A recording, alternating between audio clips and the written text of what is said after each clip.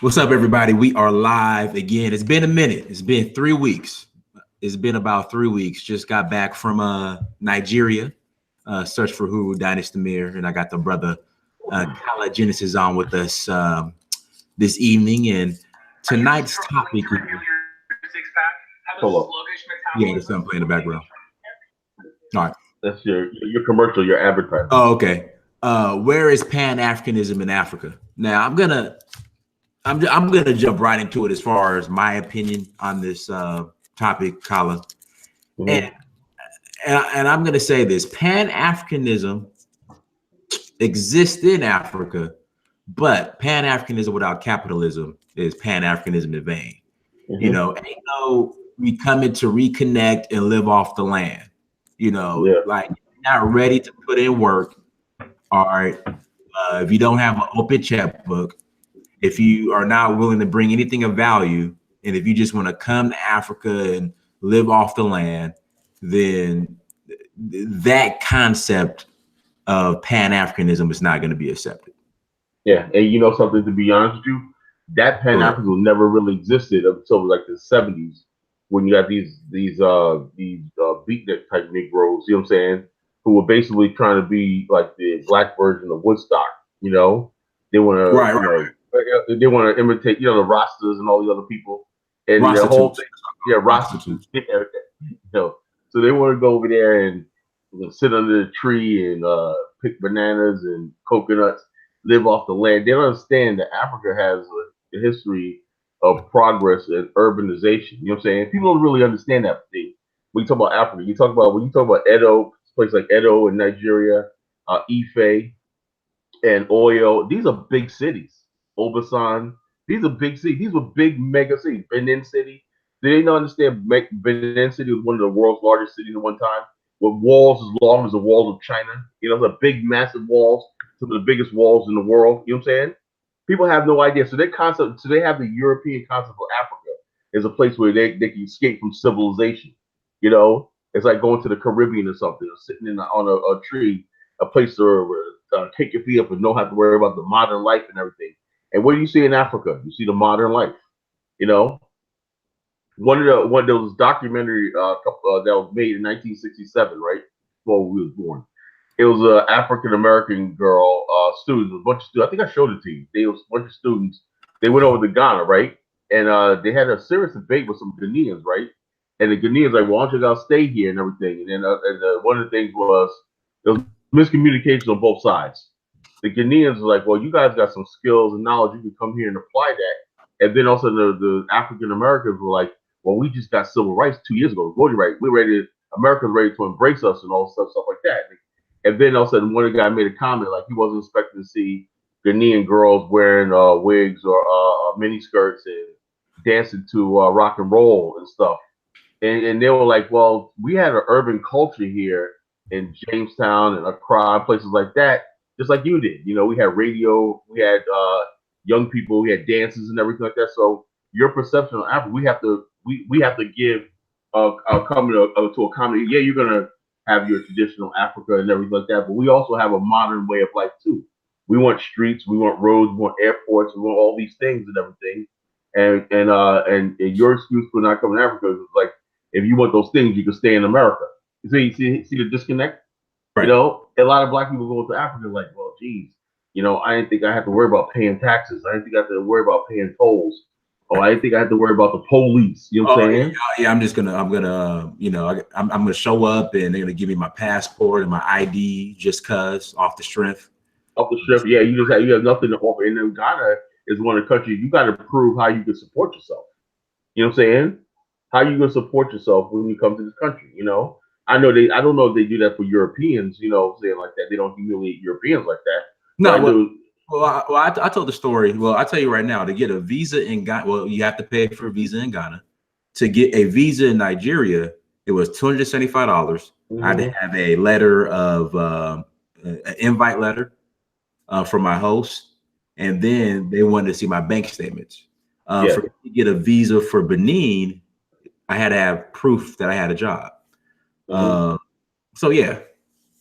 Yeah, and rightfully so. Africans don't want a bunch of people flooding into their country. Now, evidently, this didn't happen overnight. It's probably happened because they probably had a lot of, but let's be honest with you, people from the Caribbean and stuff like that. I think they're a little more lenient from people from America. We have the U.S. passport. They assume that you're probably more well-to-do. But they'll have a bunch of people coming from Haiti or Jamaica and all these other places. And they're like, we got enough poor people in our countries. You know what I'm saying? What are you going to bring to us? What are you going to bring? And rightfully so. What are you going to bring that's going to add value to the country? We complain about the Chinese there. We complain about the Lebanese, but these people are bringing capital. It's time for us to talk frank about Africa and Pan-Africanism. It's time to stop playing games with people. Right. Worry about people's feelings. Right. And we're down to the real thing right now. Right. And Kellen said it in the chat room. Don't come to Africa broke. And not to be rude. When I hear people like, "Hey, man, I got $1,000, and I want to live for 1 year." It's like, come on, bro. Come on, bro. Get your dusty ass off. Stop all that stuff, man. It's embarrassing. It's embarrassing. We already got forces against us. You know what I'm saying? As it is. You know what I'm saying? Africans don't have no idea. They have no idea that there's black people that got money and got education that can help build and everything. Because the only thing they keep getting shoved in their face is these dusty Negroes. You know what I'm saying? Dusty Pan-Africanists. You know what I'm saying? They want to come over there. And not only that, like I was telling you this afternoon, when you talk about state, like, let me give you an example, perfect example. I did something on my Facebook page, right? I just want to see what people's heads are, right? I did a shout out to John McCain, who passed away. I said, okay, false. I think he was a decent man. You know what I'm saying? As far as politicians, white American politicians, I thought he was a decent man. This, that, and the other thing. And like I said, I'm not promoting interracial marriage. But so I married a black African American sister, and he adopted a black daughter. And so I tell you, I'd give him, okay, that's not looking at, okay, I'll give him a little bit. He ain't the type of boy. You got to mute me, Dennis. Yeah. Okay. Go ahead. Okay. Go ahead. And check out. Anyway, what I'm saying was, I just did that for the sole purpose of, I want to see what black people's heads are, right? And they're like, oh, he was a cracker, blah, blah, blah, blah. I like this. Okay, when you go into other people's country, right? They have diplomatic relationships with Europe. You know what I'm saying? Argentina, Venezuela, China, and all these things right here. That's very, very tenuous. You know what I'm saying? They got trade deals with the United States, and particularly the United States. They get foreign aid, they get all these things right here. That's very, very. The whole thing is, we as African Americans never knew what it was like to feed a population. We've never known what it's like to spend a bunch of money to put kids through college, hopefully that you're going to get something back out of it. They're going to come back to the country. This is a risk they take. If the country don't improve, the people are going to go stay in Europe forever, and the country doesn't develop. So all these things of running a nation state is very, very thing. So the relationships they have and the diplomatic channels and all that stuff, that really depends on the relationship what they have personally with the people that they do. That's just an unfortunate thing you have to deal with. You're dealing with them in the modern world. Everybody's interconnected. So when you're going over there talking about black power, the crack of this, the crack of that, this, that, and the other thing, and they look at you like, you don't want the Chinese here, you don't want the European here. What exactly are you bringing to the table? Well, we all black. Look, Negro. You know what I'm saying? We got roads to be built. You know what I'm saying? We got schools that need to be built. We got hospitals. We need medicine. We need all these things right here. And then we're not going to do it because we're not going to have that because we don't have the resources to develop to keep our population healthy, sustain everything. So therefore, if you have white companies coming from the Netherlands and everything like that, we have to accommodate them. That's just an unfortunate reality. The reality is, like I said before, people don't like when I say this. I said the past generations of so-called Pan-Africans didn't give us anything to build with, tangible to build on. They did not build anything. They went over there. You had Kwame Ture was in there for decades. What do we have to show for it? Is there anything? Anything? Oh, we got a statue of W.E.B. Du Bois in our crowd. Okay, we got a statue of W.E.B. Du Bois. And so, but you're muted, Diane. You're muted. I can't hear you. We can't hear you. You're muted. Diane, no, but somebody was giving me an example of Pan-Africanism exists in in Africa because of the statue of W. Du Bois or his school that our center, art center, whatever that is. And another thing is this. See, the difference is Ghanaians, because of Kwame Nkrumah, pretty much, right? And you had the Pan-Africanist movement and Kwame Nkrumah and stuff like that, which really wasn't really a pan because there was never really any bloodshed. You know, there was nothing any really spilled over blood. So Pan-African was never there was never any blood except for Amilcar Cabral and Guinea-Bissau. Other than that, there's really Angola a little bit, Mozambique a little bit, Samori Machel. That was a Pan-Africanist revolutionary and everything like that. But for the most part, when Africans were given their power, so-called independence and everything like that, it was bloodless. So the hatred between former colonial masters and European was not that strong. Even though we had a strong, Kwame Nkrumah had a strong presence in Africa, you know what I'm saying? That was basically enough. Now the point I'm saying is this though. When you look over to Nigeria, right? You look over to Nigeria, African Americans really didn't play a role in a post-independence role in Nigeria. Okay, so therefore, when you go to Nigeria, you start talking about Pan-Africanism, and they're like, and most of them don't even know who Marcus Garvey was. You know what I'm saying? They don't know who. They said, yeah, there's a Ghanaian guy that linked with them back in the 50s. You know, they're very dismissive of Kwame Nkrumah. So I'm thinking, wow, I'm thinking, well, gee, Kwame Nkrumah, every African, every knee shall bow, and this, that, and the other thing. We go to Nigeria, like, you know, these people don't exist, you know, because they never really they had a war in Biafra. They don't really have a Pan-African culture. You know what I'm saying? They don't have a Pan-African culture. Sure, at some point, let me give you an example. I remember a former president of Nigeria, Babangida, came and he was meeting with Jesse Jackson. Jesse Jackson got oil deals or whatever like that. And Andrew Young was over there, and they know how to use certain black politicians in America to gain favor to access to the U.S. Political structure. That's about probably it. You know what I'm saying? That's probably it. That was decades ago. But for the last generation of Nigerians, are like, you know, what has Black America done for us lately? You know, they're the ones sitting on 200 million people. They're the ones producing billionaires. You know what I'm saying? And millionaires they got 50 billionaires in Nigeria. You know, they're producing millionaires like every month. You know, it's a huge country, a huge market, and everything. They're doing bills. They're flying to Dubai, closing big deals for oil, gas pipeline deals. You know what I'm saying? Food production and everything. And so when we come over there, and like John Casher was saying in that video, he said, "Well, he just tell you," and people are like, "Well, he sounds arrogant." You know, he's telling you the Nigerian attitude. Okay, you want to come over here? What do you want to do? Well, I'm coming to Africa. They said you'll do. Why? Okay, what exactly do you want to do? Do you have a plan? I don't know, but what do they need? Yeah, and that's the thing, Kelly. The plan is to live off the land. That's the plan. To live off the land. You know, be a prostitute. You know, and you know, to live the antiquated Pan-African lifestyle in Africa. Just live off the land. Yeah. Look how that's working in Ghana. You know, so Ghanaians are like, yo, man, you know, you guys have your grandstanding, your speeches and everything, but y'all ain't doing nothing.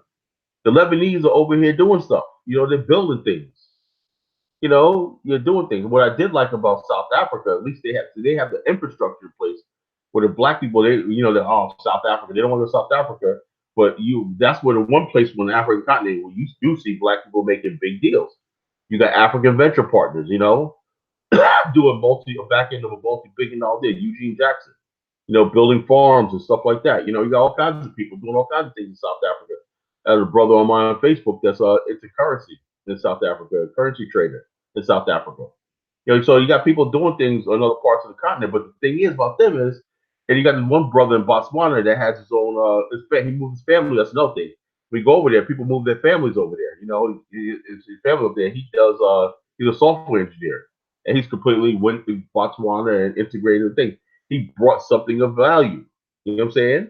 I put another picture up about that picture about John McCain. Everybody, Colin, why you John McCain? I said, look, I gotta look at things from a statesman point of view. So if somebody looks at my profile and say, who is this college Genesis guy, right? College Genesis guy. All right, you know, there's things when you gotta be diplomatic, you gotta know when to be diplomatic and put yourself out there. I can't be the, you know, oh man, the cracker, this, and I gotta understand that, you know, okay, we're dealing on a world stage. I'm gonna have to sit down one day and talk to the same people that we claim to hate. I'm gonna have to sit down and talk to Chinese. I'm gonna sit down and talk to the Japanese. I'm gonna have to sit down and talk to the UN. I'm gonna have to sit down and talk to the African Union. I don't even sit down and talk to the Israelis. You know what I'm saying? I can't be making these stupid things. That's why I said a lot of people, those of us who are really serious about parenthood, there's some people we got to start cutting off. You know, because these people, when you talk about dealing with Africa and doing real business, you're talking about life and death here. You know, life and death here. They're not gonna let you come over here. You sitting on the street corner with your rhetoric and everything, influence their politics in their country. You know that they built up. You know, over generations. They got things to do. Africa's serious about building itself.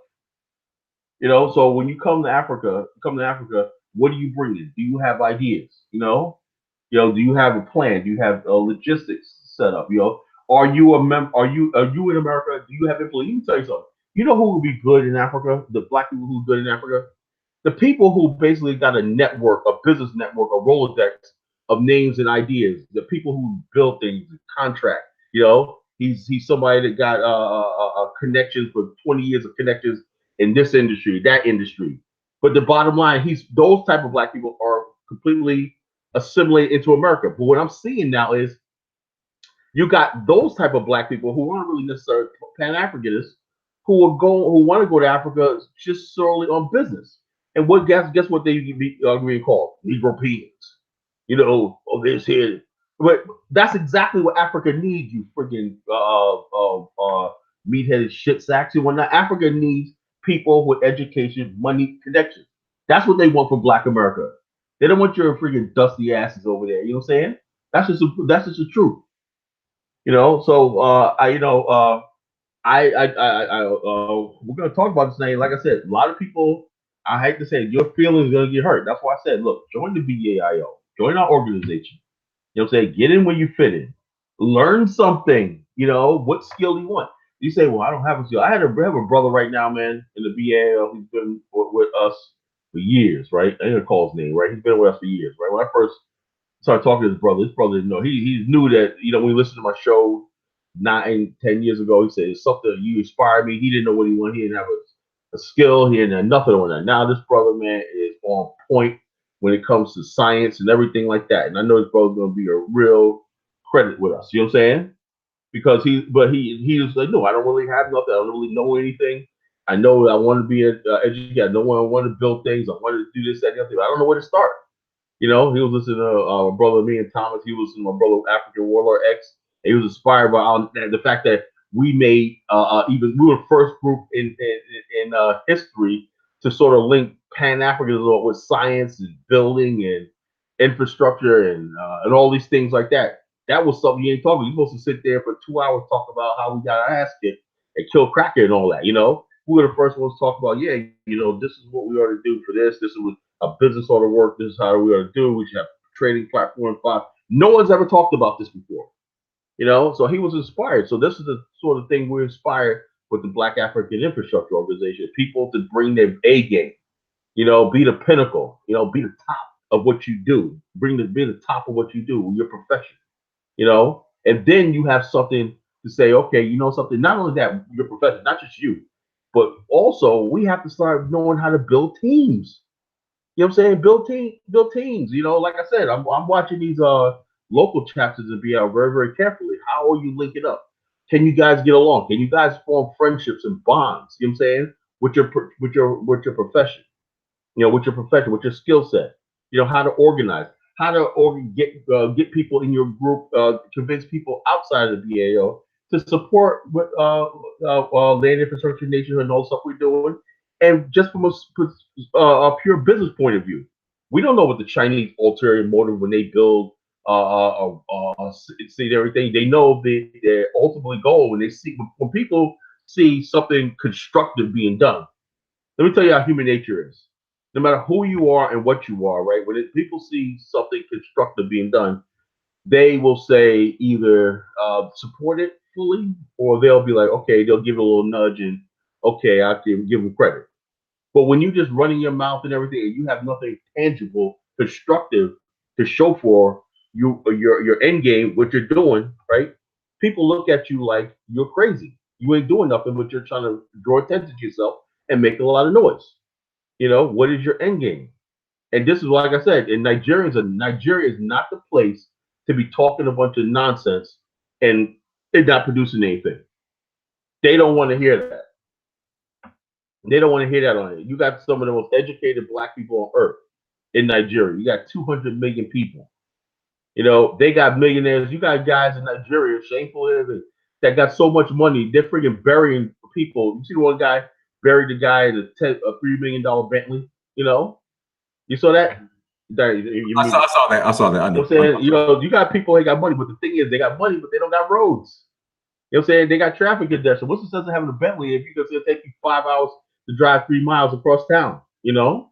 So there's things that they need and everything like that. And I think that's the area where black people from America can really come in because, like I said, we're in these cities in Detroit and everything like that. We've been operating in these cities. We know how city planning, a city stuff like that run. We know all these things and everything like that. You're living here in the United States for generations. You know, those are things that Africa needs. You need to see your knowledge, your guidance in certain sectors, you know, and accountability, a sense of accountability. You know, the fact that we talk about John Cashin talked about those things on video, you know. He talked about, okay, yeah, this is the other. You don't really hear Nigerians really spell out what's wrong. They just accept what they have the failures as normal. You know what I'm saying? But he's like, hey, look, you know, he went to that conference. He said, look, this is what we got to do. You know, or this place, if we don't put our transportation in order right here, this is going to be hell on earth. And now, like I said, because you got people like him, been there 30 years and everything, the governments of Nigeria is starting to listen to him. You know, starting to listen to him. And you want to talk a little bit about that, brother? About the conversation I had with look, but and also what about the Pan-Africanism? Now, did he go over there singing Hotep and Black Power? No, I'm a Pan-African socialist. No Hotep. No, I need to live off the land. It's like basically, like I said, you got to have a checkbook ready or offer something of value. If you know, if you just come over. Do we know any African American business consortium? How many black so-called Wall Street groups that have been out there? They ain't got nothing to show for it. You know, I've been in many black Wall Street groups where they couldn't. I would say the only one that I know that's successful is, you know, Bob Johnson has the hotel in Liberia. That's about it. Oh, Bob Johnson, but he's already business. So his partners, then again, his partners. You know, I know the company that built it is in Charleston, South Carolina. It's a prefabricated company that do insulated panels. You know, in Charleston, South Carolina, they're the ones that got the contract to build it. You know, build that hotel. You know, and they got another, and because of him, they got several other contracts to build houses in Liberia and Gabon and several other African countries. They build nice houses, you know. And so they build the cement, you know, the foam cement panel building construction material. You know, they manufacture it. They're in Charleston, South Carolina, you know. But so, like I said, that's a Pan-African connection that works, you know, where you have people like, wow, you know, then you got subcontractors. You could train local people in how to, they're training local people how to install these cement panels and build homes, and you're creating jobs and opportunity, you know. But that's a white company in Charleston, South Carolina. You know, say you have to do what you have to do. Why? Because the Africans will see, well, you know, sure, the company's white, but look, they're giving us something about it. You know, and you as a black person in America, you're investing in us, and you're giving us something tangible that we need. You know, that's just how it goes. You know, you can't come to a continent empty-handed. You know, an empty brain with nothing on your mind. You know, but just, you know, sweet lullabies and, you know, and stuff like that. You do all that. People usually do their celebrations of the festival after they close business deals. You know, they usually fly. Look at any old movie. Okay, I'm in this country for a business deal. They close down business deal. Hey, everything's going good and everything like that. Good. They drink, and then next you know they doing it. They go into a festival, a celebration, and everything like that. You know, and then they fulfill. They business. Business is how you build long-term relationships. You know, you want to build relationship with Africans. You start going into business with them. You start creating those bonds of trust and affection. You know, and you can't just go back to your 9 to 5 after 2 weeks or whatnot. Talking about, yeah, I want to maintain my no. If you really believe that, you know what I'm saying, the company you work for, you know what I'm saying, maybe they might be interested in opening up an office or branch over in the country that you love in Africa or whatever. You know, that's Pan-African. They don't have to always be, you know, the traditional Pan-African we know for. It's basically connecting with Africans to improve the lot of most black people around the world on at any level, you know. But yeah, so that's it's amazing how this is coming together. It's amazing how it's coming. We just have to be more thoughtful. And like I said, and I know a lot of people mean well. They mean well. But as I've been reading like different blogs from around Africa and everything, I got a general feel of how they really feel about us. How they really feel about us. It's like we sit here and we have colleges. If you live in a city, let me tell you something. I'm gonna say something right now. There's no excuse for people to be ignorant. You know what I'm saying? Well, people always blame, well, they don't teach us this in high school. They don't teach us this in high school. Yo, look, brother, there's libraries, and I know lately libraries, a lot of books have been disappearing from libraries. I've noticed that over the last couple of years. I don't know why. They're replacing a lot of books with audio books. This is the stupidest thing I've ever heard in my life. No one ever talks about that. A lot of books altogether are disappearing. Okay, but still, you still got places in New York City and your city where you live at, whatever, where they got libraries, atlases, almanacs, historical libraries. Pick up a dang book. Spend like 10 hours in a library and put like books or whatnot. Go yourself in a corner and read. You know what I'm saying? Read history. You know what I'm saying? Read about things. Read about why certain countries think the way they do. Why they have a political system. Why they do. What happened between this country and that country. That's what I did for years. Reading. There's no excuse for people to not know what's going on and why we are the way we are. You know what I'm saying? Because we choose not to read. We choose to be ignorant. There's everything that we need to solve our problems are somewhere written in a book. There's books on science. There's books on shipping. There's books on mathematics. Matter of fact, I saw an article. Somebody sent me this thing the other day where there's online courses in engineering that some colleges are offering for free online, where you get college credits for engineering. The resources are out there. There is absolutely no excuse.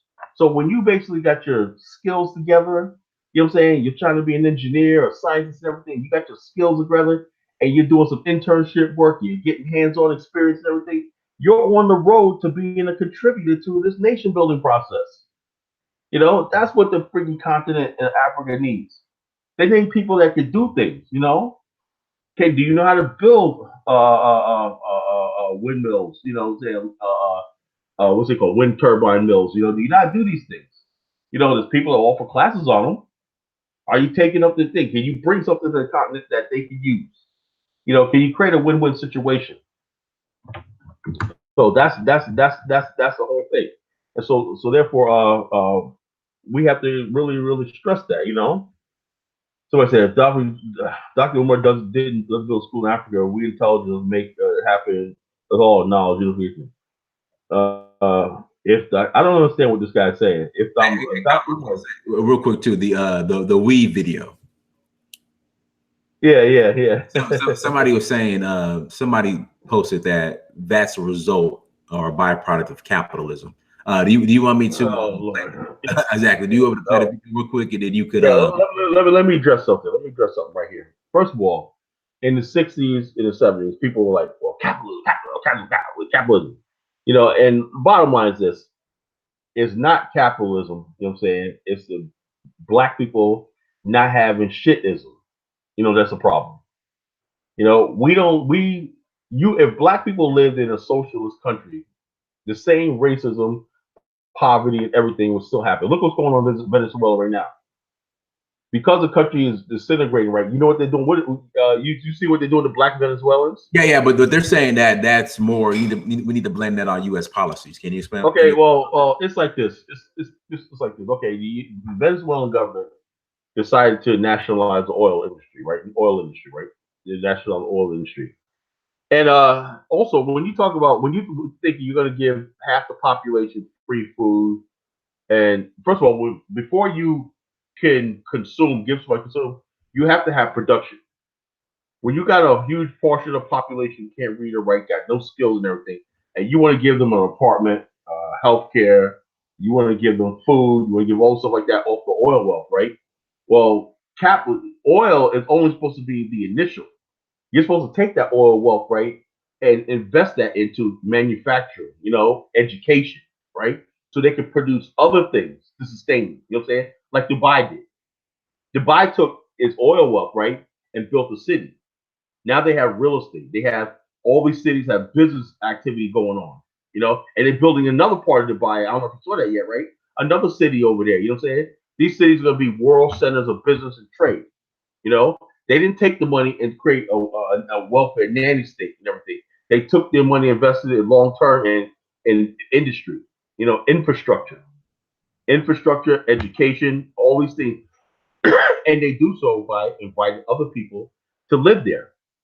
And the people live there are going to be producing. They're going to be doing banking. They're going to be doing international trade. They're going to be doing commerce, ITC, all these things, engineering, all these things, science, all these things are happening in Dubai because they created a place for it. Venezuela didn't do that. They didn't do that. They just thought, well, we got the oil wealth. We just everybody could just live in Caracas getting a paycheck. And what you have is a meltdown. Inflation. You had a meltdown. You cannot give out free stuff without being productive. It's not U.S. policy. It doesn't matter. About U.S. policy. Everybody always says U.S. policy. I'm not here to defend the United States. I'm saying, well, people go too far on U.S. policy and they don't look at the root cause of what you have. You don't do that. If you don't take the oil wealth with the wealth you have and build infrastructure, right, and educate the people, right, educate the people to be productive, right. It was the U.S. responsible for the fact that Venezuela didn't really invest in its agriculture and the importing everything, and when the food supplies ran low because they don't have farms and stuff like that, because people didn't want to do the backbreaking work of farming and all this stuff like that in agriculture that takes to feed the nation. You know what I'm saying? Is that U.S. policy? So therefore, like I said, capitalism, right? Capitalism is only as good or as bad as who is the administrator of it. Noop said all these things exist in Venezuela, but not on the scale. Because Venezuela, matter of fact, had better oil deals than all these other countries in the world because they own Citgo. They retail. They were like British Petroleum. They also own Citgo and all these other companies that you see in the United States, Venezuela own, and they still collapse because you can't eat oil. You know what I'm saying? When the oil prices drop, right? That's what Venezuelan projects think.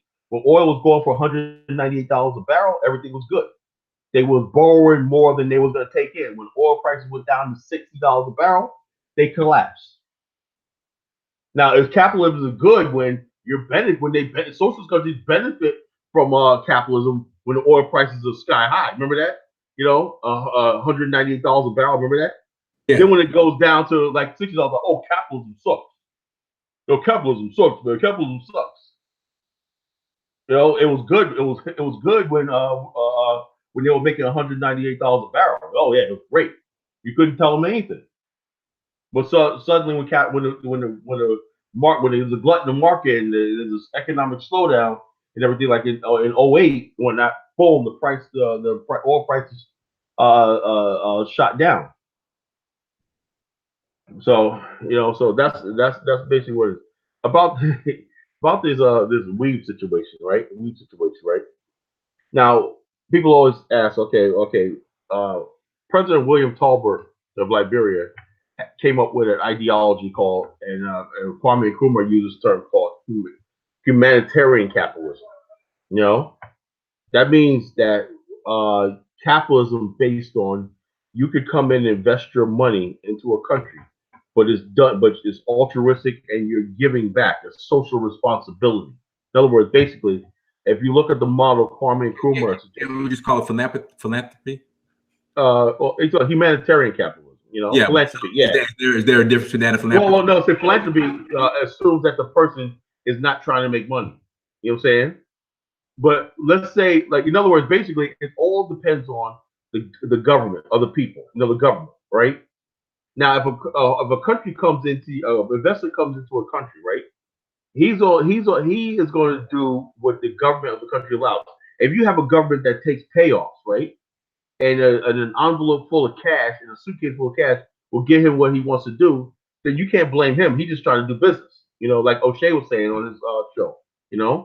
He's just trying to do business. He's there to make money. Same to the Chinese. It's the government of these countries that have to hold these other accountable. And you can't just say, well, African countries are getting robbed. No, African countries have governments. If the governments can't protect the people of the population, then they don't need to be there. Simple as that. Now, what William Tolbert did was, if you look at his program, right, he had a thing, he had a program which he basically had two things. He had people investing their own funds into their rice projects and buying machinery called Rally Time, and they basically were producing their own rice and everything like that. And there's vulture capitalists, right, who made money off of Liberian imported rice, who were trying to stop that, right? That's what the whole rice riot thing was all about in '79. I'm gonna get into that. Now, because of the humanitarian capitalism, William Tolbert set down guidelines for investors that want to come into Liberia in the 70s, 60s, 70s to invest, right? First of all, it has to be based on local need, right? Local products. Like, let me give you an example, right? Liberia was growing tobacco, right? So the tobacco companies came in, right? And they set up a meteorology lab. They trained their local students and everything like that, and proper crop rotation, crop estimation of the growing the best tobacco, right? Then they gave seed money to farmers to plant the tobacco, right? Then what they did was, okay, when the crops were harvested, they would buy the crops from the farmers, right? And they would manufacture in Bushrod Island, industrial park of Bushrod Island in Liberia. They had many different factories that processed the tobacco into cigarettes for the local and brands for the local market and the West African and African market, and some of them went back to Europe. So Liberia's economy was growing, had the highest growth rate in the world, using that model just on tobacco or other things too. Paint, not only paint, but the cans that make the paint. Windows. You know what I'm saying? Window fabrication. You know what I'm saying? All these things. Liberia was the only country in West Africa that had an oil refinery. You know what I'm saying? It has its own oil refinery. Oil companies would refine gas. You know what I'm saying? And gas pipelines were built to facilitate gas. Liberia was the only country in Africa that has no shipbuilding business in the '60s. Logging companies would come in, right? And then not only that, Liberia, I'll show you pictures. Liberia had its own lumber industry. Lumber. Right now, Africa to this day, because of the success of Liberia was thwarted by that coup in 1980. Africa is exporting timber, right, and importing lumber. You're exporting timber, raw timber, destroying your forest, right? But yet you got to import lumber, finished product lumber. So Liberia was moving to the point was everything that we mine here and everything was going to be manufactured and done as a finished product. And then the finished product, the finished product would be distributed and sold by Liberian businessmen throughout the world. That's how you build a first world economy. That's proper capitalism. The people benefit from the natural resources, the distribution channels, and all these things that go along with business. Now, when people talk about capitalism, what they talk about is the criminal capitalism, where companies come in and they have no responsibility, they give nothing back, they don't build hospitals, they don't build proper wages, they don't build roads, they don't do anything. They just take the money out and just exploit the people, local people, natural resources, and take the money back to their countries and everything and leave with nothing. That's what's been happening throughout Africa for decades. You can easily correct that with government policy. If the government doesn't have a will, and don't want to protect the people, there's nothing that can go on. So that's what I want to say about capitalism. Capitalism all depends on who's doing it. Do you have a vulture cap? Are you vulture capitalist? You know what I'm saying? Or you are humanitarian capitalist? I'll say real quick, Carla, while it's on my mind, and then you can answer the question later. When people say capitalism is not sustainable or capitalism is the reason why we were enslaved, can you address that? Respond to that. It's like this. If people don't seem to understand something, this is what I'm talking about. Capitalism, the whole idea of capitalism and communism and everything is a European economics system based on European mercantilism and European global trade. Okay, it really has nothing to do with black people whatsoever. Black people in Africa and Asians have their own economic system. What is Japan? You know what I'm saying? What is China? China is not capitalist, right? But they have a business. They got right now Chinese company banks are going crazy over the world, lending money and stuff like that. It's only when people talk about capitalism, what they're talking about is they don't want to see black people, you and I, talking about getting anywhere. That's all it is. That's all it is. The Chinese is a communist country, but they're using capitalist tactics to make money. You know what I'm saying? Japan is a what would you call Japan? Japan is a socialist slash capitalist, a hybrid of both capitalism and socialism, right? Why? Because they don't understand that nationalism is the ultimate goal. It's called Japan Inc. In other words, let me give you a perfect example, and I hope people. I'm not trying to sound condescending. I hope people can understand this. Okay, the Japanese have this bureau of in their government called MITI. That's called the Minister of Trade and Industry and Economics. What this ministry does, right, is it tells private corporations in Japan what to buy, right, what to import, what to manufacture, what to sell it for, what to distribute, you know what I'm saying, and what to sell it at what price.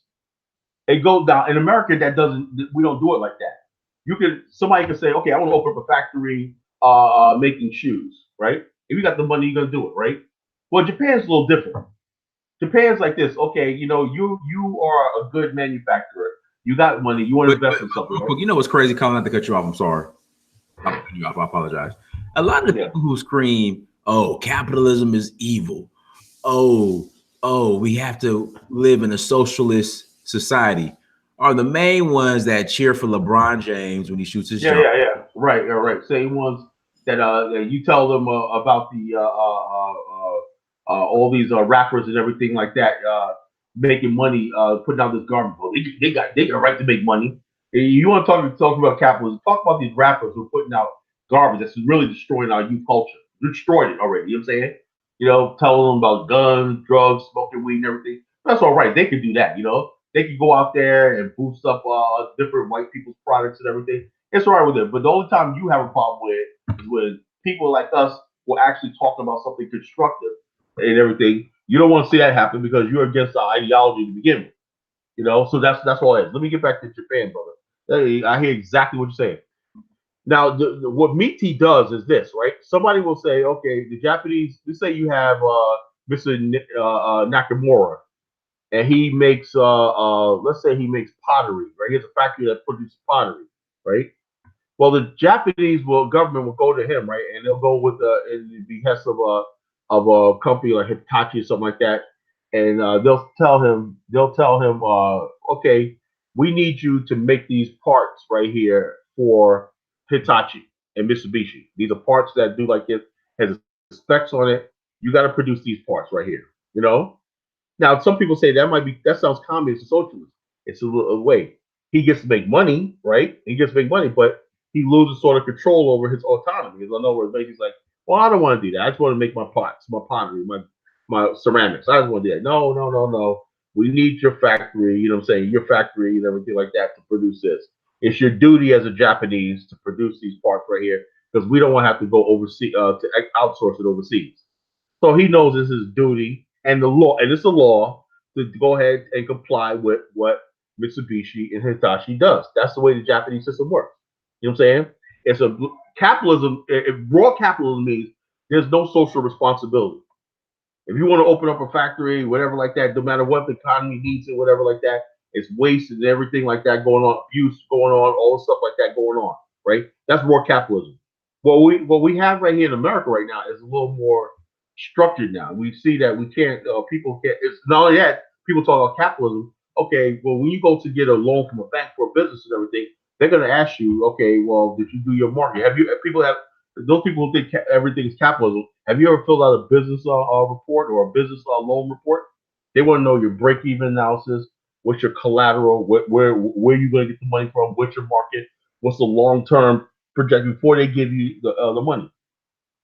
It ain't as capitalist as you think it is.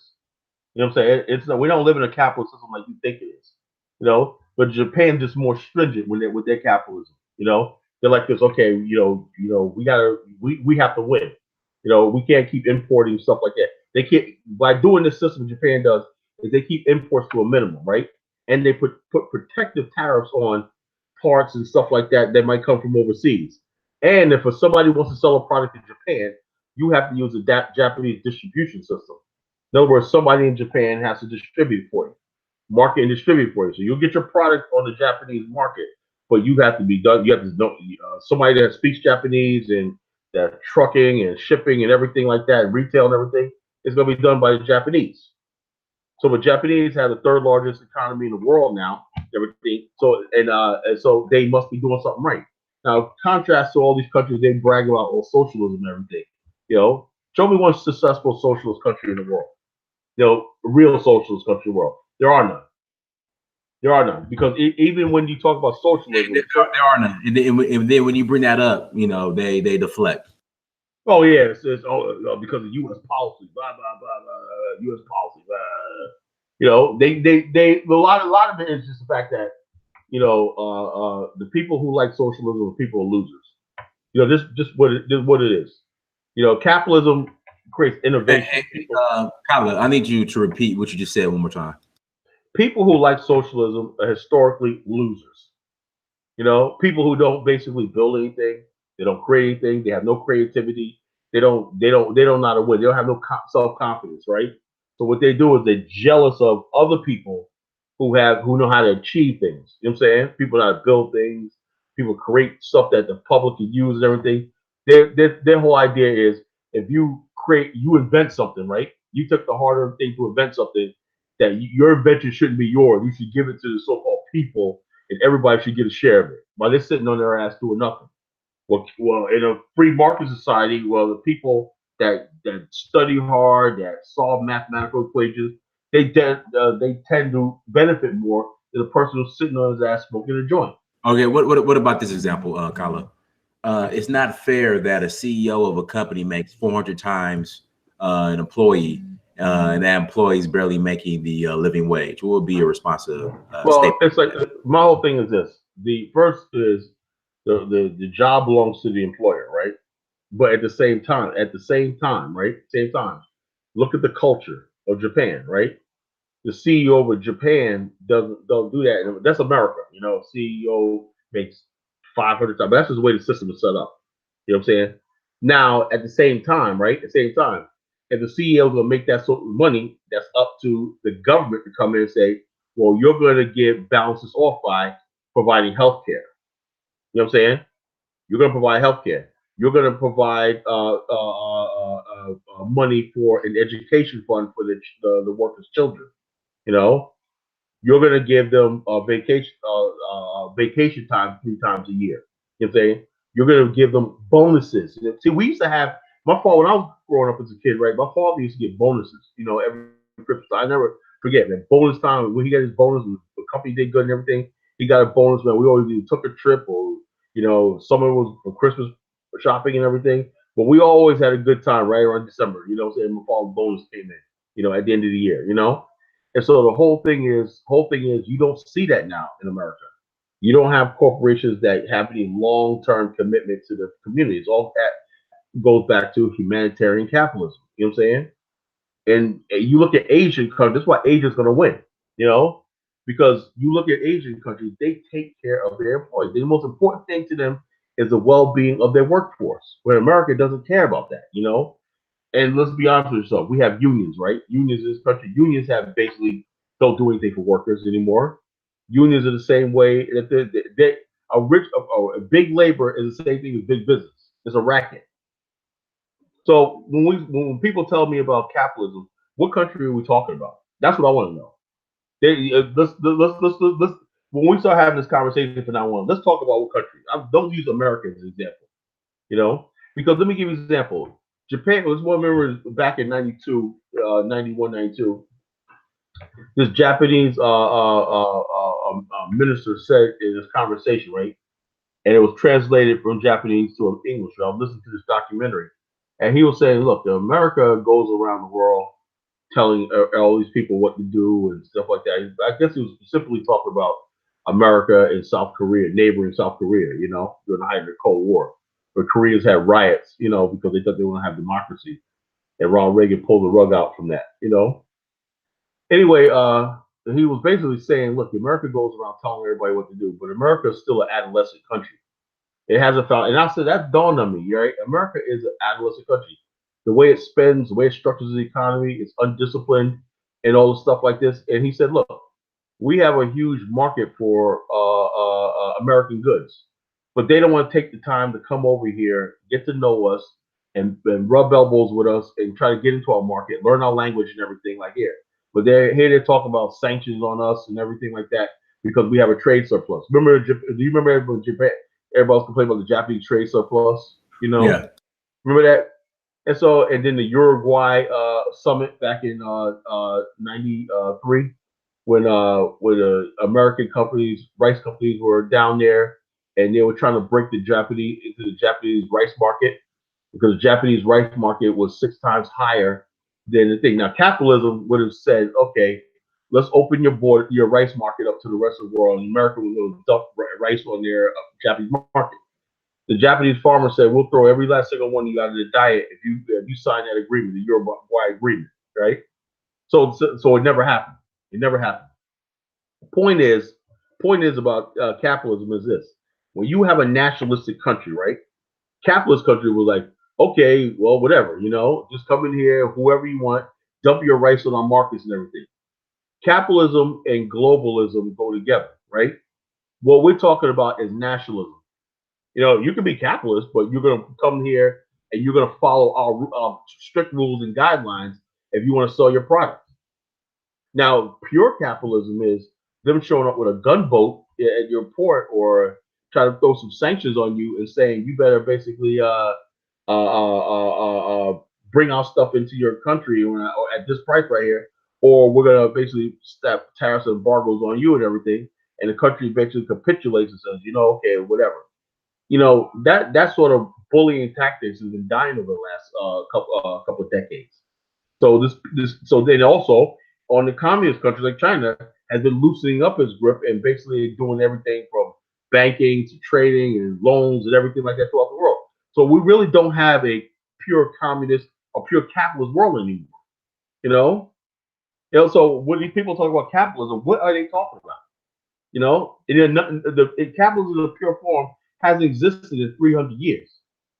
You know, what they call French people call laissez-faire economics. Okay, that hasn't existed in 300 years. European mercantile law is basically dead. So what are these people talking about? You know, I know what they're talking about. When we start talking about building in Africa and everything, it's a Negro stall tactic.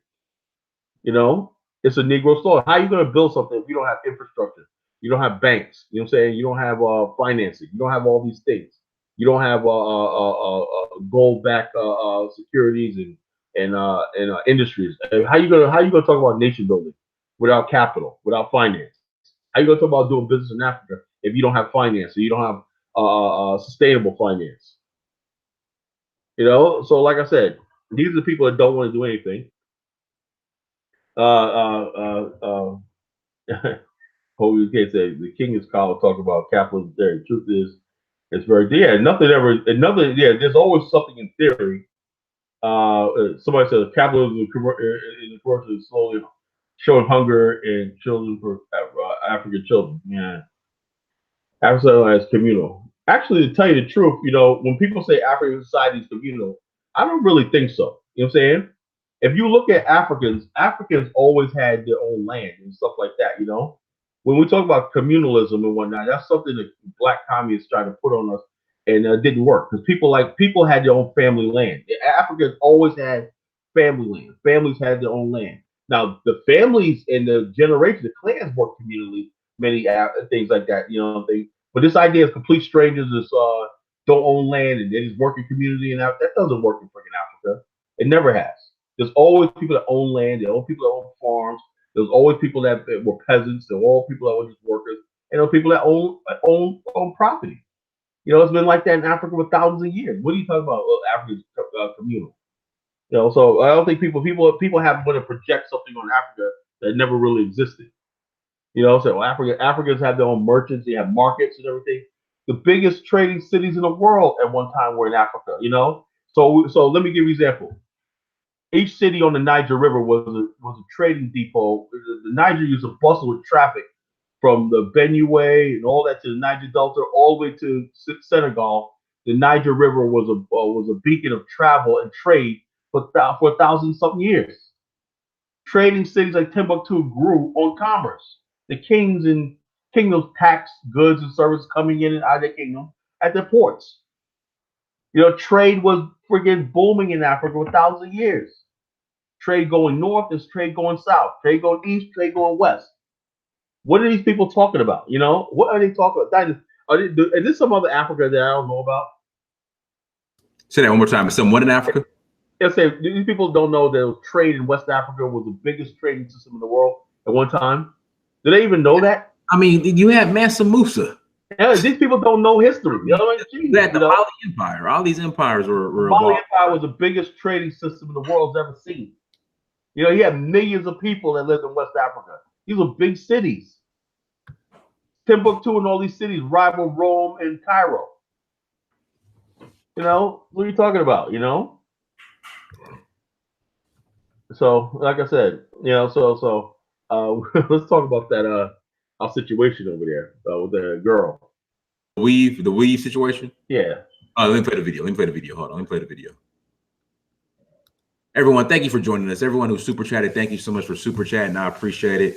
I head to Ivory Coast end of next month. In like September 26th, I head to Ivory Coast. So looking forward to that. Now I'm probably gonna hit Nigeria again when I go to Ivory Coast, or I'll probably go to Gabon. I don't know yet. But guys, I appreciate the support. You know, continue to share the content. You know, again, if you're not super chatting, the least you could do is hit the like button and share the content. But let me play the weed. Was it the weed? I'm sorry. Let me play the Weave Gate video. Hold on one second.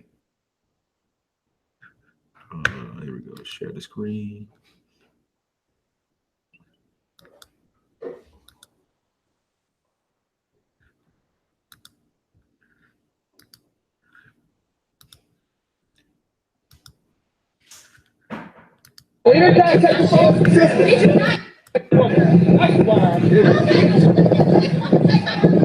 No, we didn't try to take this off the system. Sister, you should know we over there. Did you not? I want I mean, but okay, Kala, this is where I'm lost. Mm-hmm. And you know, I hate talking about this, but you can't even talk about this topic, man. But Kala, now I asked, and I'm being sincere.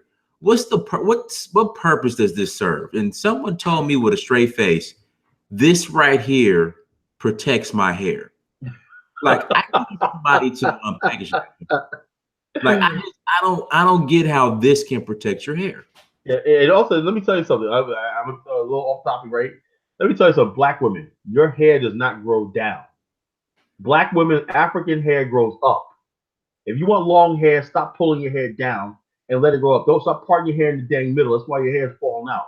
Your hair grows up. Your hair, African women are unique. Our hair spirals up, you know, upward towards the sun. Your African women's hair is supposed to be up top. You know what I'm saying? You can grow long as you want if it grows up top.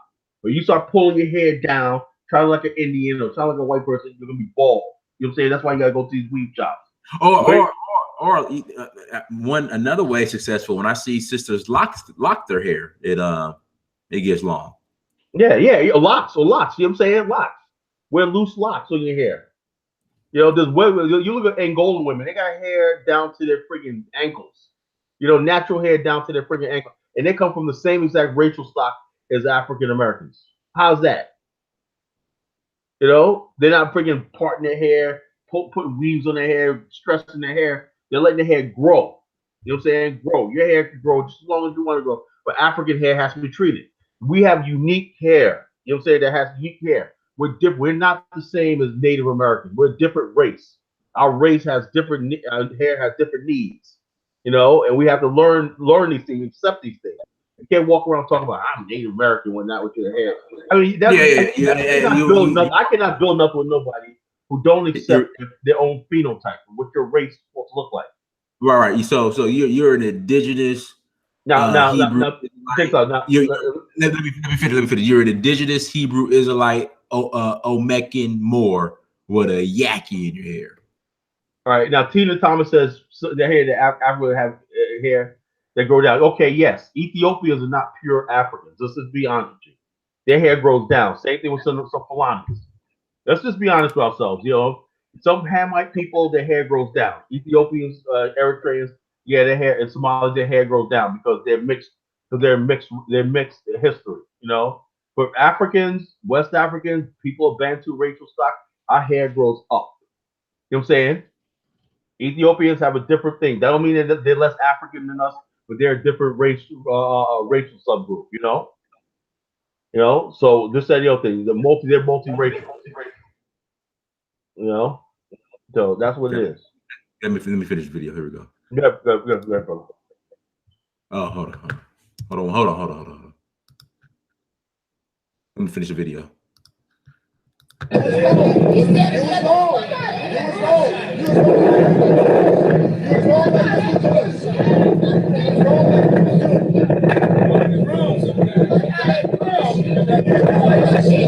Obviously,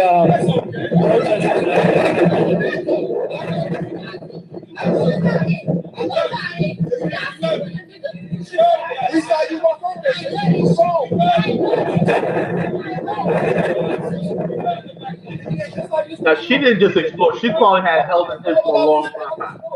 You get that impression, Dinah? I help you. Nigga, you ain't help shit. I was helping you. I was helping you. What did you help? Now, so this we gotta understand, Kyla. So basically, in this community, and we just gotta keep it real. The majority, a lot of Black communities, they're choosing hair weaves and nails over justice. Yeah, and like I said this for a long time. When people tell me about, I wasn't really bought on the whole Black Lives Matter, the sisters that took over Black Lives Matter running with that. I'm like this, it's bullshit. You know what I'm saying? You know what I'm saying? I don't look. The bottom line is this. Oh, you got me, brother. Okay, hold on. Okay. The bottom line is this. Is we cannot keep acting the way we do. We want to tell people that we're equal to them. How can you be equal to somebody if you don't like what you are? That's a lie. It's a farce.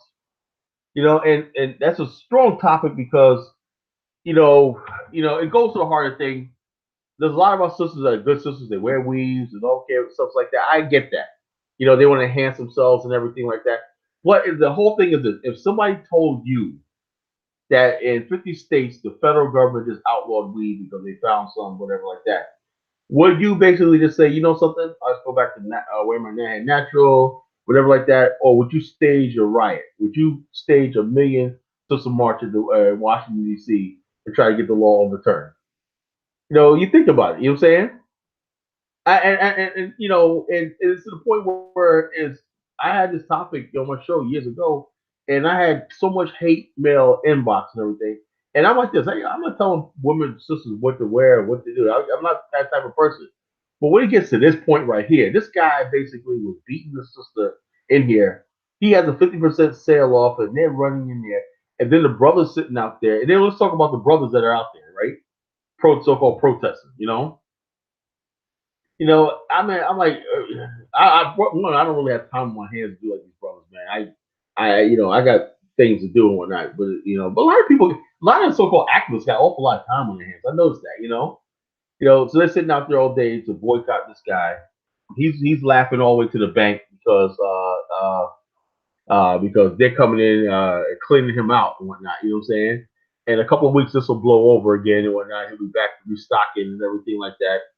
And so these brothers out there, make the press known, but they get attacked by these people. And this young female, that little light skinned chick, she looked like she was holding that shit in for a while. This is probably something she probably was following. She probably heard the commentary online about this, and then when she saw the brothers out there, she exploded. In other words, basically, I've learned a long time ago, all the women I've dated, whatever like that, never tell women about their hair. I don't know what to do. This is something Black women are gonna have to just come up with on their own and say, something. We gotta do something about our situation. This, that, the other thing. This is not sustainable. But until then, I don't know. Yeah, you know what I'm saying? Because you do this, you alienate a large portion of our women in our community. It is what it is. They feel comfortable wearing weaves. You know what I'm saying? They feel comfortable. They don't feel comfortable walking around with their natural hair, texture, and their natural hairline. Go ahead, you muted. You muted. I'm saying you good. Go ahead. You good. Yeah. Okay, you muted. Okay. No, so what I'm saying is, what is it gonna take to do that? To do that, and all of a sudden, let me ask you a question. So, what did you see when you went over to Africa? I know you saw a lot of hair weaves and all that over there too. I'm gonna tell you this. I was shocked. In Nigeria, I did not see that many bad weaves. Like I'm telling you, the bad weaves are in these French-speaking countries. Like Yeah. I would say there's Ghana, Nigeria, Kenya, Tanzania. I did not see a bunch of bad weaves, but like Senegal, oh God. Yeah. Jesus Christ. Oh my goodness. And then also too with the skin bleach. Yeah.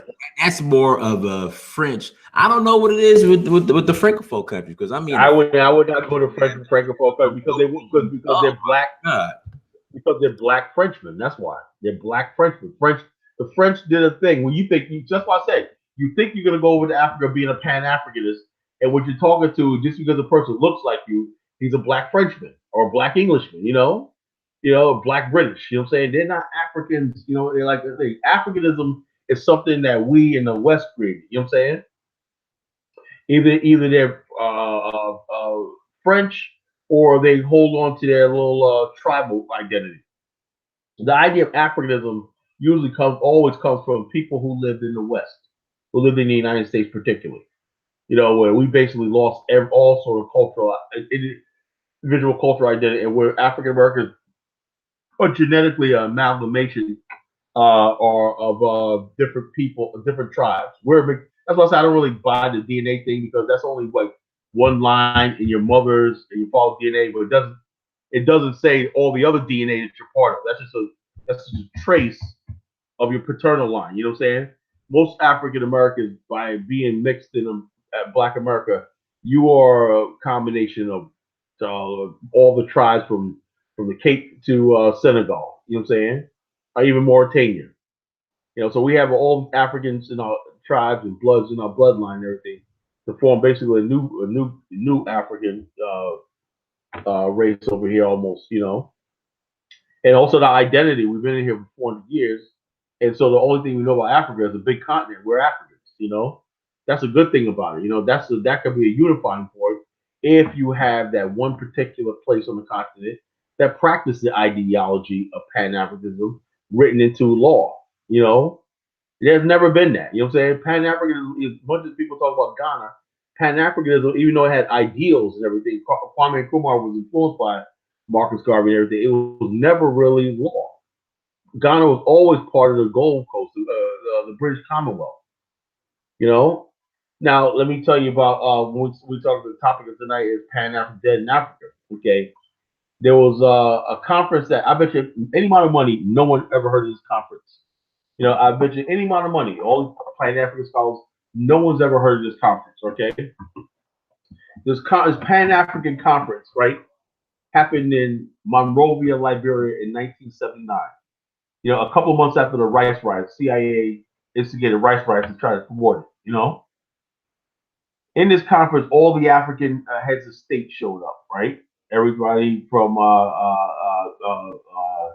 the presidents of the ambassadors from Ethiopia, from Idi Amin was there, different ministers from Zimbabwe, Nigeria, and everything, and they implemented this thing called the Lagos Plan of Action. Okay, and this plan of action was developed back in the 1960s with people like Kwame Nkrumah. The whole idea was to eventually make it was the African Organization of African Union Conference. President William Tarbert was the president of the OAU. People don't know that. This man this great man has been written out of history. You know what I'm saying? He and Cecil Dennis, they brokered this thing. Cecil Dennis was foreign minister. Cecil Dennis was a pro. He went to Lincoln University too, right? Here in New Jersey, and same thing with Kwame Nkrumah. He was like very foreign minister. He was a good friend and protege of Kwame Nkrumah. And so Cecil Dennis and Kwame Nkrumah was already passed away, but Kwame Nkrumah was the one who said that we need to have this. The whole idea was with Sekou Touré of Guinea, and in honor of Amilcar Cabral, they said they were going to make freaking the OAU the preemptive governing body of the African. Think about this, right? We always wonder why is it that if we got the OAU, you know what I'm saying? Why these countries are still part of the Francophone or Commonwealth nation? The idea was to phase out by 1990 all the francophone connections, all the anglophone connections, and give support to the Portuguese, the ex-colonies, and all the stuff like that, Angola and Mozambique, and make the Organization of African Unity the preemptive organization on the continent. Preemptive means that before anything goes on, that's the governing body of record. That's where the African World Court's going to be, the African continent's trade and everything that's going to govern the continent as a whole was going to be the organized African. It wasn't just some social club. You know what I'm saying? They were going to make Monrovia, Liberia, the capital of Africa. You know what I'm saying? They had built a defense ministry that was built that never got completed. I'm saying it though. A world-class defense ministry, defense system. All these things were being planned. The African Development Bank, right, which is in Abidjan, Ivory Coast. You probably seen it there when you went there, or when you're going to see it when you get there. That was supposed to be in Monrovia, but after that coup in 1980, right, and the president of Ivory Coast, you know, he was friends with William R. Tarbert. They and because his son is I think Tolbert's one of Tolbert's sons married the Ivory Coast's daughter. You know, President of Ivory Coast's daughter, Piparo Binero, his name, married daughter. They moved the African Development Bank to Abidjan, Ivory Coast. That was supposed to be in Monrovia because Monrovia politically was the most powerful city in Africa.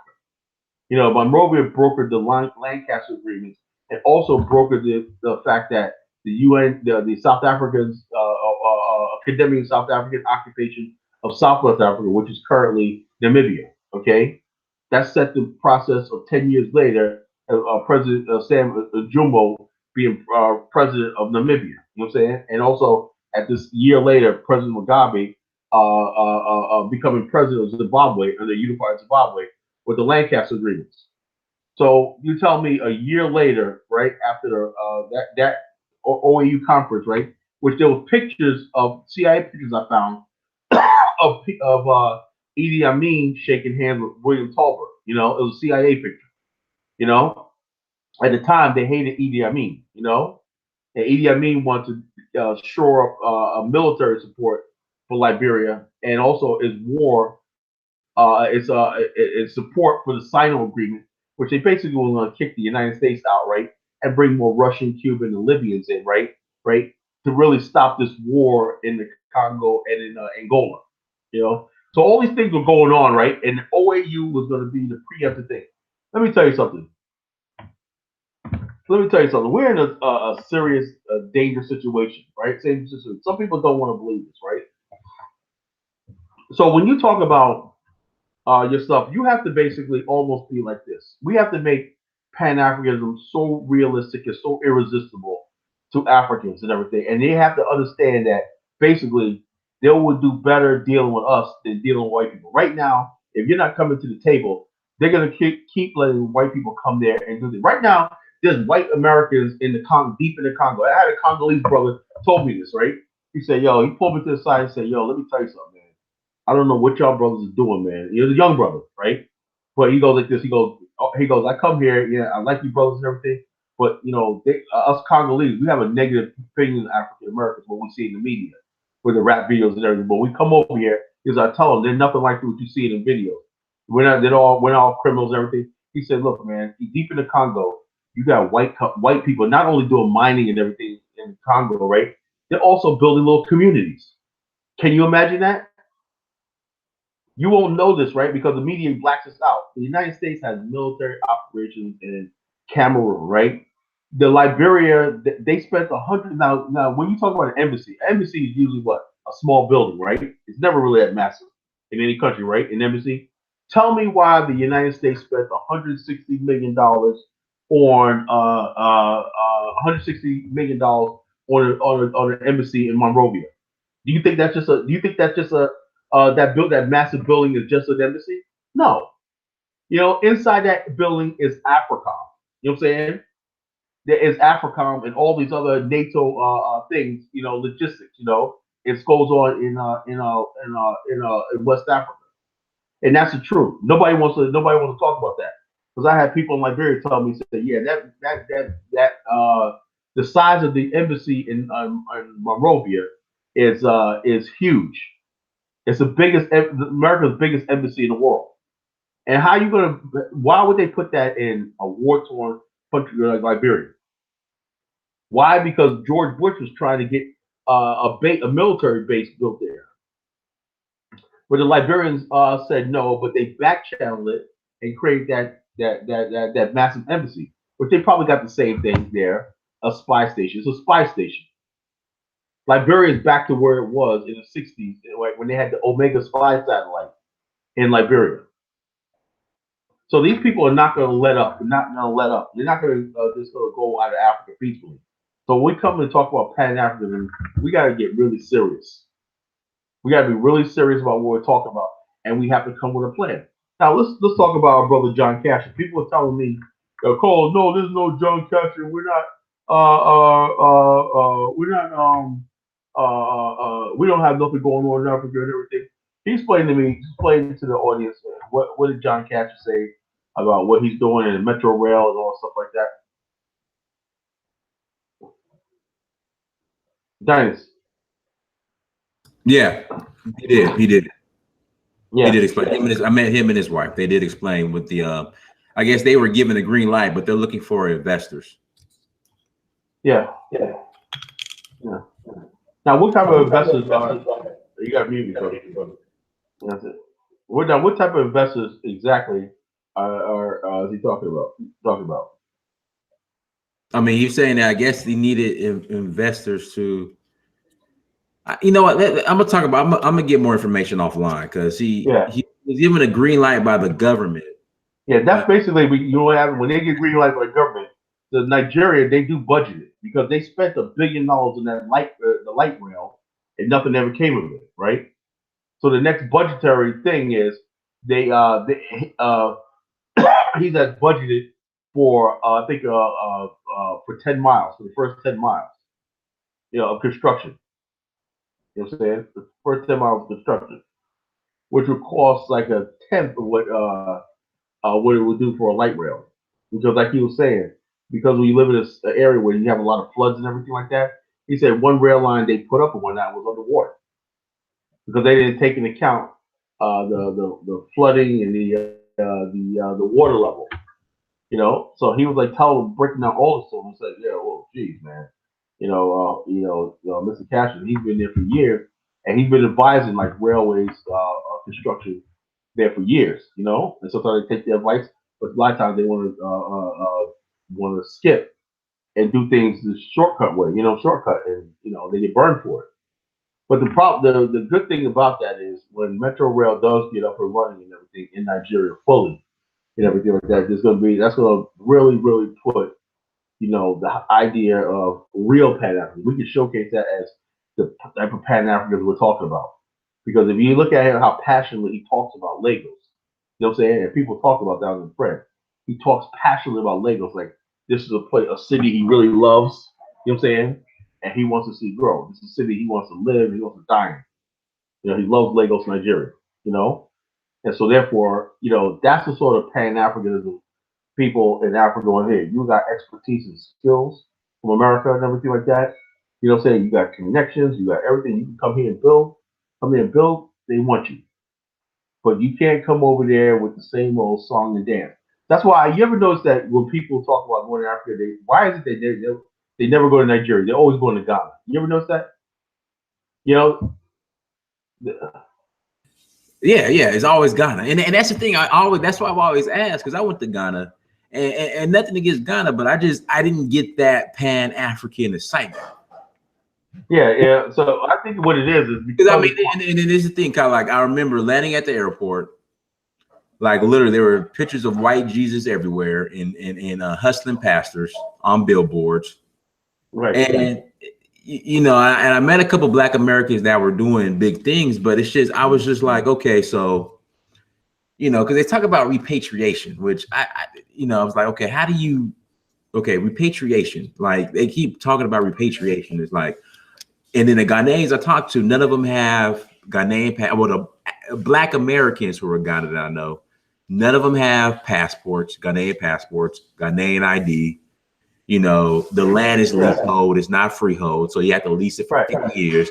So it's just like I don't understand like the hype behind Ghana. And also, I mean, don't get me wrong, I love Ghana, but it's just I just don't. I'm still trying to understand. Like again, me being a Black American, I show up to Ghana.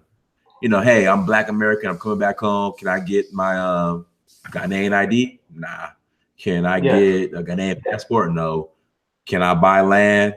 No, but you can lease it for 30 years. Huh? You know, I just I don't get the hype behind it. Yeah, and when I say that to people, people get mad and want to tear my head off. You've seen those conversations, Dinus, right? I said, look, okay, you know, you go to a country, right? And they're not gonna let you own land outright. You know what I'm saying? You got to lease from somebody, right? And that's what the conflict. You got to lease from somebody, right? They're not gonna. And also, not only that, what we call it, you need medical care. You can't buy medical insurance while you're over there. Your insurance don't work over there. There's a lot of things. A lot of things. You go put this money into a house and everything, you know, and you got to worry about at any one time.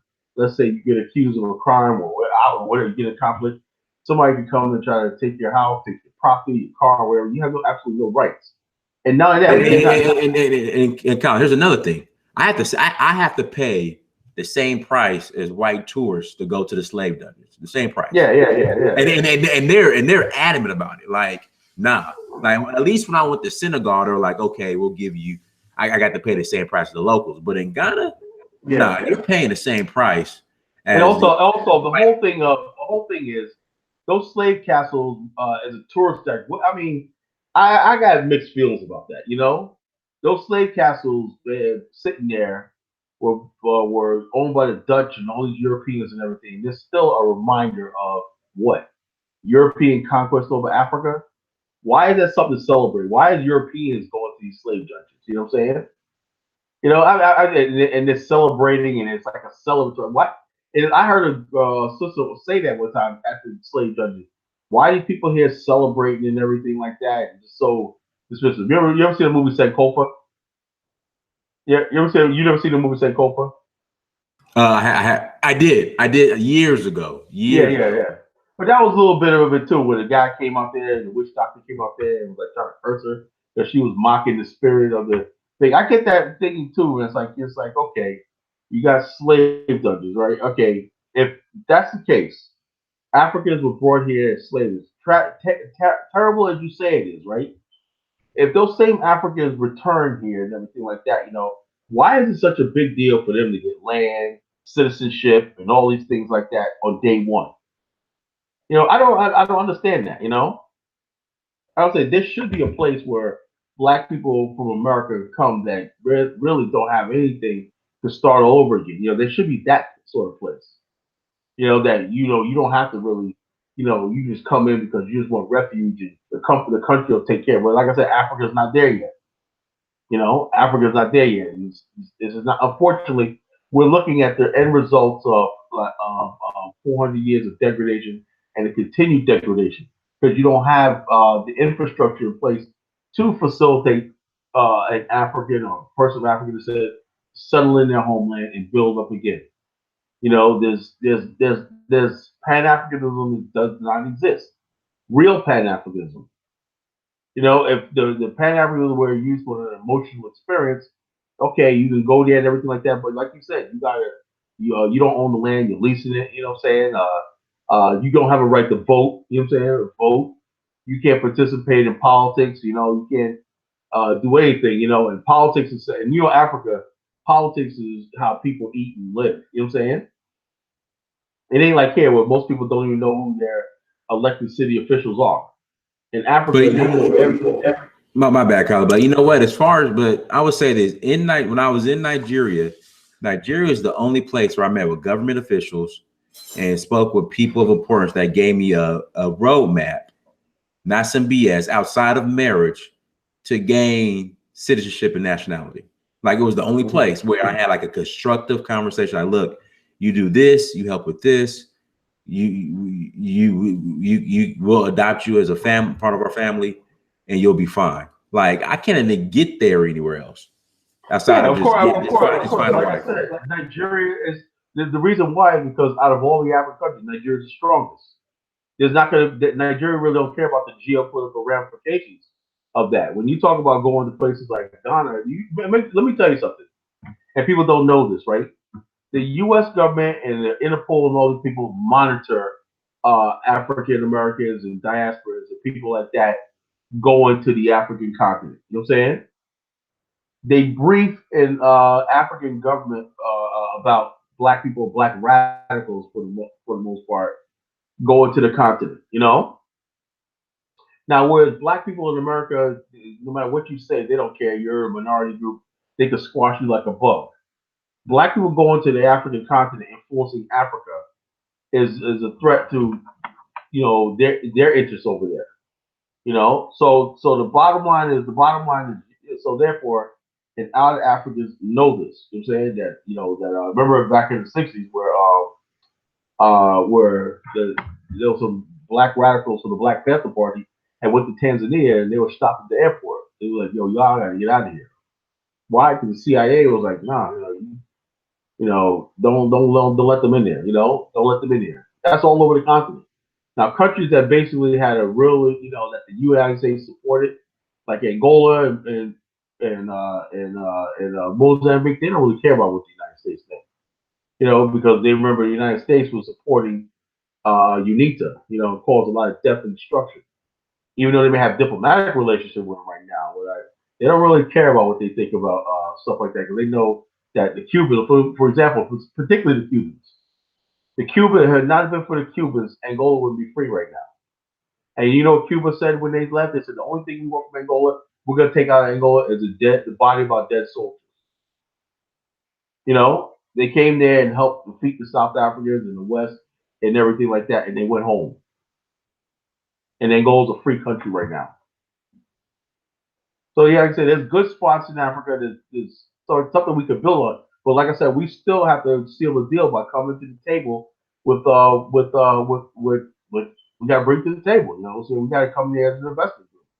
Or invest in whatever farming, real estate. Farming and agriculture is an excellent way to getting into the continent. If you have capital, what it called, like Curtis Murphy was saying, in Ghana, right? I didn't even notice how bad this is, right? He's like, he wants to do farming in Ghana, but he said, man, if we had tractors, I'm like, man, I drive around in Virginia, I see tractors for sale all the time. I really got it together. I would do that. He said, you mean tell me that's all you really need to get farming really good? Yeah, tractors. He said, yeah, the tractors will make the things go like that. That's what you mean it's just a simple tractor with the duals that pull this up. Yeah. And the cedars and all that. I said, man, I see you go to the trading post here in Virginia, there's tractors for sale all the time, used tractors for sale all the time. There's a means to do it, but we don't have people putting 1 and 2 together. 1, 2 together. I said, you need tractors. Okay, we got tractors over here. I said, also farming, what's wrong with African farming? We're gonna talk about that African, the South African situation. Well, and real quick, let me ask this question, Colin, then I know I could probably roll like another 15, 20 minutes. Let's see. There's a question in the chat room. Mr. Genesis, can you comment on the idea that the basis of Pan-African development is interface, reach out among Africans, continent, and diaspora as a preface to economic development and integration? Okay, you got me. Okay, now this is if I'm understanding the question right. Yes, we have to have Pan-Africanism as a thing, but the whole thing is this though. Whole thing is this though. We have to have a way of we have to see where we're going to practice Pan-Africanism. Pan-Africanism has to be done on a governmental level. At this point in history, right, it has to be written into law. And when we start talking, like Dinah just said, he said they told him what to do and everything. But I would like to see it a step further. Where you have government ministers say, hey, "Look, we have legislation pending, right? Which basically we have, if we have African Americans who have education and skills, those are the ones that got to lead the charge. You know, the black people with money, education, and skills. Those are the leaders. You know, the people that own business consortiums. You know, Nigerian or African businessmen get together with African American, African diaspora businessmen. Those people have to be the leaders. You know what I'm saying? And they say, work with the government and say, look, this is what we need to do, right? Once you start doing that, and it's part of government policy, the government's backing it up, and they got international partners and everything like that, and they see that black people from the West are involved in it, they're benefiting everything, then the like sort of the masses will follow. You know what I'm saying? Because it's already something in place. You know, the masses will benefit until you have in policy. What right now, what we don't have is leadership. We don't have leadership. We have people that talk a lot, but we don't have leaders. You know, we go to people go to the continent of Africa, and I said, what did you talk? What did you talk about? What did you do? What did you get done? Well, they said this, they said that, and I talked to a lot. Well, who did you talk to? I ask specific questions now. Who exactly did you talk to? Well, I talk to people. They tell me all the time over there. Oh, they would love to have us home. Yeah, come on. Well, did you talk to anybody with any power, any authority? You know what I'm saying? Anybody that makes decisions. Do you talk to those people? Did they do a feasibility study? What exactly industry or whatever like you're going to target? What are you going to do? Are you going to reach out to our colleges and stuff like that? Do we have resources in America? Yes, we have resources in America. You know what I'm saying? We have the overseas trade corporation that helps businesses that want to do business in developing countries, backs them up. You know, we have AGOA, the African Growth and Opportunities Act, right? That's a resource. It allows African goods into the U.S. market duty free. Now, Sister Janine Cooper from Liberia, she just showcased a thing in New York City where Liberian rice and products and whatnot that were their AGOA thing and thing. I was so proud. She was telling me years ago, and I showcased her on the BIO, her rice project. You know what I'm saying? Mine rice. Gaddafi, I mean, had invested initially into building rice farms in Liberia before he was toppled. You know, but Liberian rice is getting into the United States. We had this showcase on the Liberian Next series in my group, the Association of African American Liberia. You know, Liberian products, you know, finished products are going to get into the U.S. market. You know what I'm saying? But that's basically Liberians in America working with some African Americans, and they're basically doing those things a specific goal. That's how you do Pan Africanism. Why? Because if you're making money together, you're going to be together.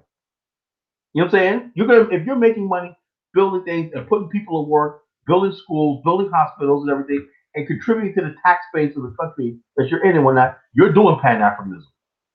Why? Because instead of you going to Europe or doing what you're doing in America, you're doing it in Africa. And not only that, because you're doing it, some Lebanese or some Europeans not going to be doing it. And Africa benefits because ultimately, you know, when we talk about black businesses and everything, we have black banks over here, and you got African banks over here. The money's transferred from one bank in America that's black owned and to an African bank that's black owned. Isn't that Pan Africanism? Are we connecting together? Isn't that what the Jews do? This is what the Asians do. But it has to take us doing something specific. We can't use vague terms like we got to get into economics. What economics? Have you studied the country that you're in? What do they have? What do they need? What do they produce? How can we distribute that product? How can we basically import or export machinery, capital, whatever like that to their prospective countries? We have the power to do this. You know what I'm saying? But we're not doing it, you know, because people get scared and they don't know where to start and everything. And we're gonna talk about that South African situation right quick. Yeah, about 10 minutes, and then I gotta shut it down. About 10, 15 minutes. All All right, right. Okay, about South Africa, right?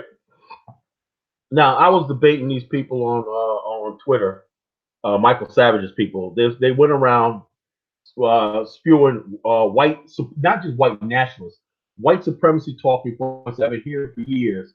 How there's white genocide going on in South Africa, which is a lie and everything.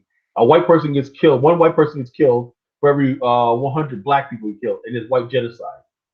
The definition of white genocide is that a little blonde, blue-eyed girl, they're being attracted to some African boy, and they might produce a mixed race kid. That's white genocide. So that's the same. When you say white genocide, that's what they talk about too. They're talking about race mixing, even though we don't really support that. So we don't call it black genocide. We're just talking about cultural. Just stay with your own culture. But they really do believe that any situation, no matter what the situation is, if a black man with a white woman with any is racial genocide. They don't say the same thing about white men having sex with black women. You know what I'm saying? That they're never gonna give that up. You know what I'm saying? They're never gonna give that up. You know what I'm saying? They're in Africa because they love that black flesh. You know what I'm saying? They creep off to the villages and everything and have sex with black women. They've been doing that since they've been on the continent. But they want to keep what it is they want to keep their precious white women all pure and everything like that. And the only way you can do that is they have to have wealth and live in these secluded, gated communities, right? Where their women don't have to interact with African men on the African continent.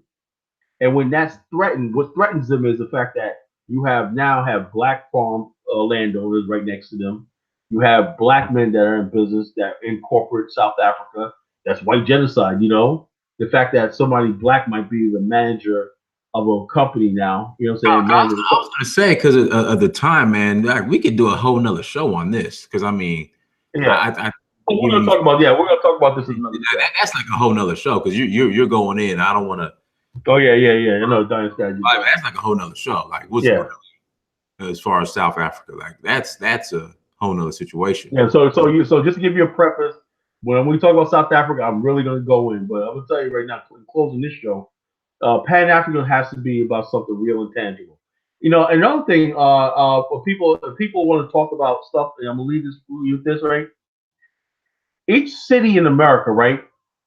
Find out if your city have a sister city project. They say, well, Colin, look. If you're gonna do something, right? If it produces something tangible results, right? You could call it Pan-Africanism because in your heart you're doing it for Pan-African reason. I know a lot of people that go to Africa under NGOs and stuff like that. I understand they're with a white NGO company. I understand they're working for a white business, but I know the reason why they chose me in Africa is because they want to make some sort of connection. I understand that. You know what I'm saying? I understand that we don't have the resources and the connections and everything because our last generation didn't leave us with anything to do all the work we want to do.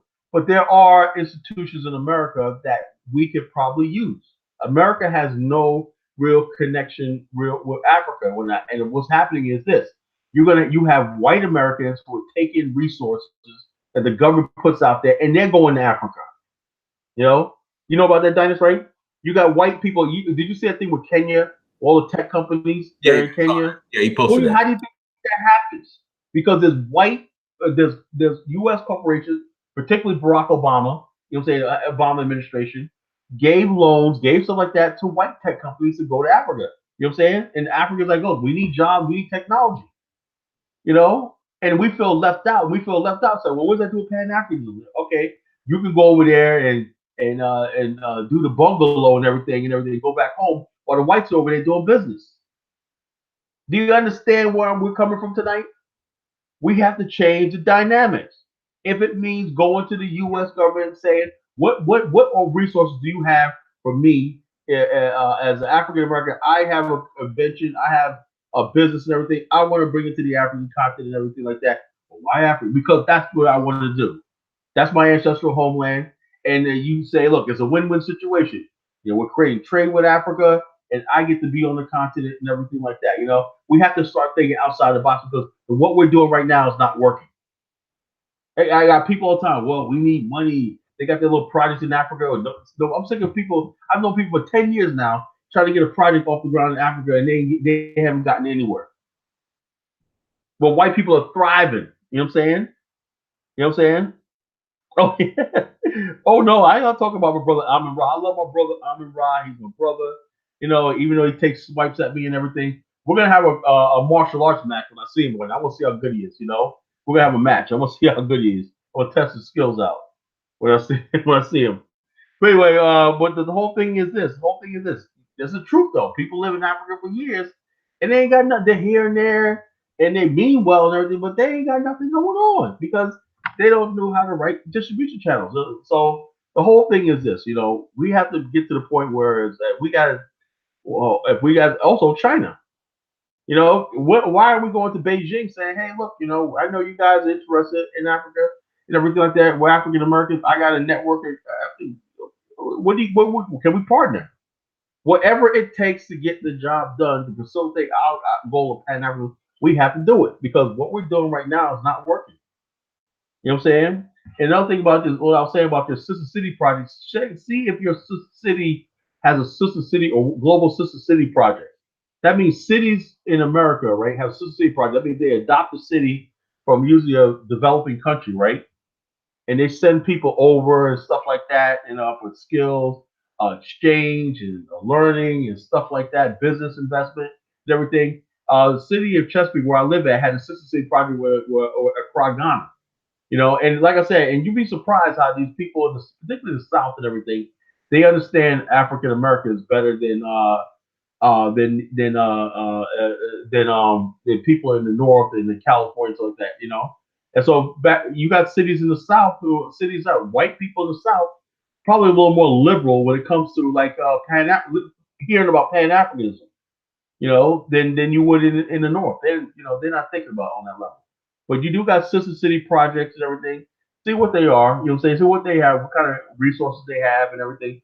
What kind of business would they might be interested in, you know? And say, hey, you go over to Africa, do your homework. Say, hey, look, you know, they're looking for, you know, electrical this, or they're looking for this, IT this, they need this built and everything like that. You come back and say, hey, look, you know, this is what they look for. Well, I think we got funding for that. Let's put it together. You know, who knows where it can lead to? But I've seen it happen all the time. So find that out. Yeah. Go ahead, and we'll close out. But go ahead and finish. No, I was saying, but so whatever we do, we have to bring something tangible. You know, something tangible. You have to bring something tangible. We have to bring something to the table. You know, I'm not trying to get everybody's spirits out. I know we're all happy here, but the bottom line is going forward and everything. And we're gonna keep sitting there watching the Lebanese and everything take all the wealth. I mean, these people are backed up by their governments. That's why they're doing so well. China, they're not smarter than you are. They're not better businessmen than you are. They're just backed up by money. They got targeted. They go over there and they get things built. You know what I'm saying? They construct things, a building and everything. We have construction people in the BAIO. You know, hopefully that we can start doing that. You know, targeting different places. Do we got funding? You know, that we can tap into from the United States overseas trade corporation. You know, who knows? You know, but we need people looking into stuff like that. You know, what's the funding for it? But you know, you can get me on the BAIO. You know, BAIO dot Africanistan the number 5.ning.com. You know, and hook up with a unit in a particular African country. Join that African group and get it popping in there, you know. And get it popping in there. Let's see what we can do, you know. Yes, sir. Yes.